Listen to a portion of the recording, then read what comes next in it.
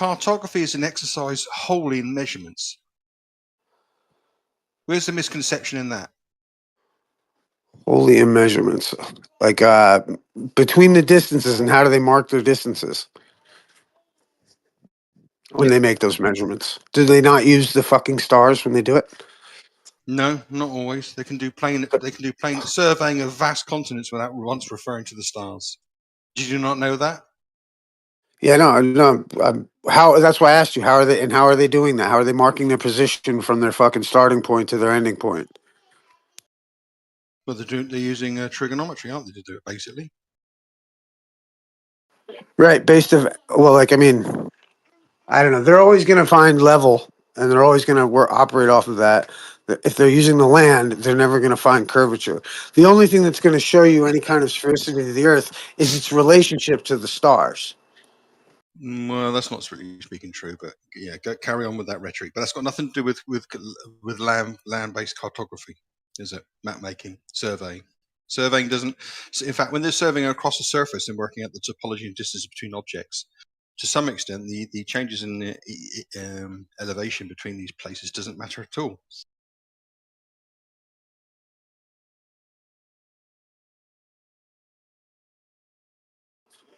I'm just saying that, like, sea level could just be a level plane, and our even use of cartography. I'm just trying to determine even for myself. I'm kind of curious how some of that would lay out. And I just find it all I'm arguing for, and I'm actually not even anti-globe anymore as much as I used to be. But all I'm trying to do is have at least get us back to reasonable things. Like, I actually think if you guys gave up boats going over the curve of the Earth, like, I could more readily accept the globe. But you guys will never give that up, and I think that is something that's weird to me, and I think can be explained away easily by refraction.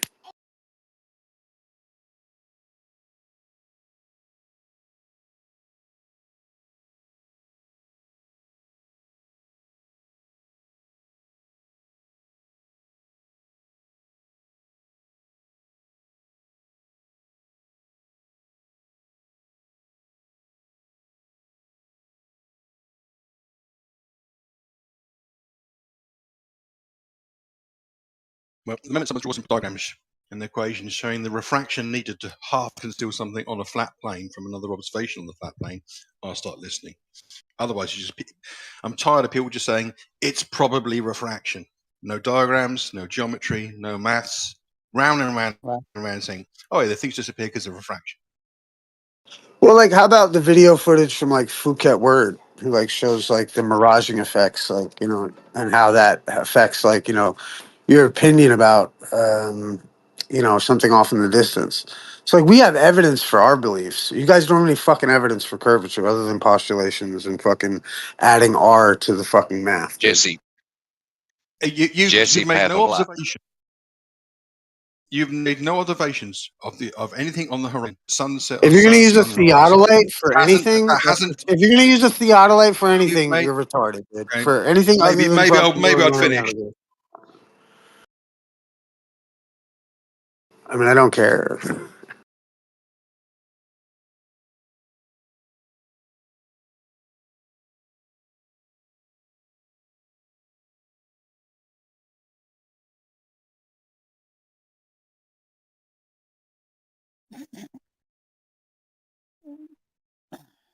I just think that, the Earth presents itself as flat. That's fucking intriguing, Well, that's good for you. It doesn't to a lot of other people, and including thousands of people in antiquity. But everyone's got their own opinion. Well, I mean, how, what do you think of the idea of what the square and compass represented or represents? What do you mean, the square and the compass? The square is a shape. The compass is something that adheres to the magnetic field lines. Right, and the ancients used to look at the square was for measuring the Earth, which was flat and represented mankind. And then they had the compass for measuring the stars, which they agreed had sphericity, so it was for measuring the angle. And that represents the soul. And they recognized that there was hold on. They recognized the distinction between the soul and the body, and they understood that they were innately different. So they appreciated the fact that the sky presented itself with sphericity and that the earth presented itself as flat. Which ancients you talking about? What's that?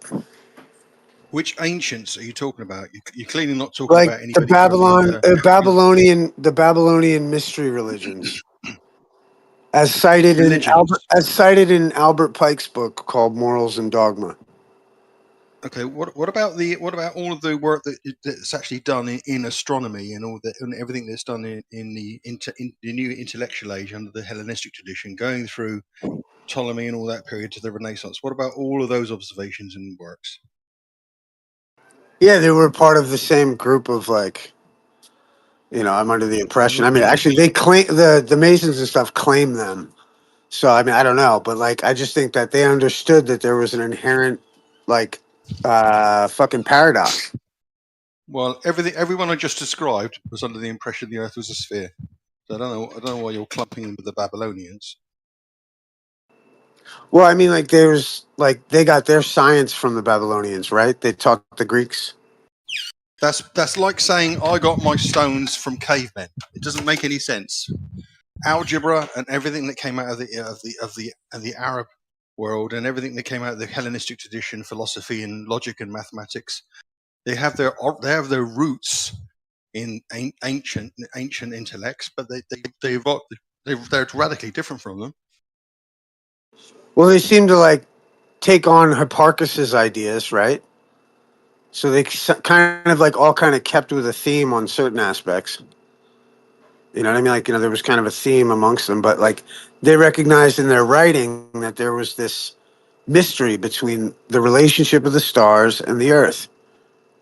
Like, Well, because it's my opinion that the materialistic mindset has to have the stars comport with the earth. I mean, it no, makes sense. Well, no. I mean, how about this? Yes, I mean, to you it does, because the stars had the use of like GPS and shit like that with celestial navigation. To you, it shows sphericity. It necessitates that the stars are in a relationship that comports with the shape of the earth. The ancients didn't look at it like that. Which So again, the materialistic mind needs that fucking relationship to be that way. In the same way that I think you guys have dissolved the concept of the soul into the body of man. Like, you guys, like, or let me ask you a question.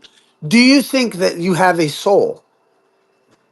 I have a construct which people describe as a soul. I don't know whether it's an actual separate thing. There's a sense in which we all have a soul. Right. But I Consciousness mean, is like, but the idea is you have to link your soul to your body. Your soul maybe would you agree with the idea that your soul maybe doesn't exist without your body? I've got no idea of knowing one way or the other, have I? Neither of you. All right. Well, fair enough. But all I'm saying is that like there is like, this, I think, a need in the materialistic society to like have the soul be the body. Like, there's like everything has to comport to this oneness. And I think Uh, there's more duality to it. And I see the stars and the earth in the same vein. well, again, this is all just beliefs. This is the fact is that the moment that humans started systematically measuring, quantifying, evaluating, and logging, more importantly, so they could go back and interpret stuff, come up with evaluative mechanisms that gave predictive capabilities. When all of that was applied to the stars and the sky and the realm above us, and astronomy was born, from that point on, they weren't looking back. And pretty much every one of them that engaged with that process agreed that there was a celestial realm and it was spherical by nature, and that comported to the shape of the Earth. Where the Earth was in the celestial realm may have been under contention up to a certain point, but certainly for a very, very long time, the vast majority of people who spend any amount of time in discipline evaluating what's in the sky believe in one situation. In the same way as I've never met a professional cartographer or someone involved in geodesy who thinks the Earth's flat. Not one.